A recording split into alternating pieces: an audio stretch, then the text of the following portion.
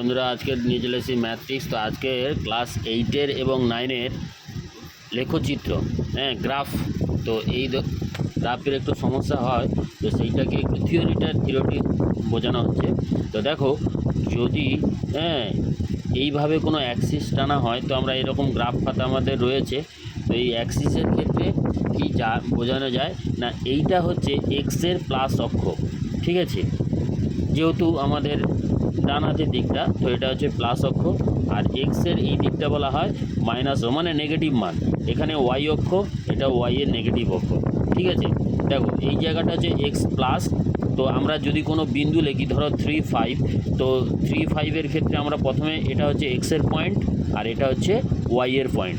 তো এখানে এক্সের পয়েন্টটা হচ্ছে প্লাস আর হচ্ছে ওয়াইয়ের পয়েন্টটা হচ্ছে প্লাস, মানে এক্সও প্লাস ওয়াইও প্লাস। আর এক্ষেত্রে কী হবে, এক্স মাইনাস আর ওয়াইটা কিন্তু প্লাস, যেহেতু মাইনাস আছে। তো এক্ষেত্রে কী হবে, এক্স মাইনাস এবং ওয়াই মাইনাস, এবং এখানে কি হচ্ছে এক্স প্লাস কিন্তু ওয়াই মাইনাস। Thank you.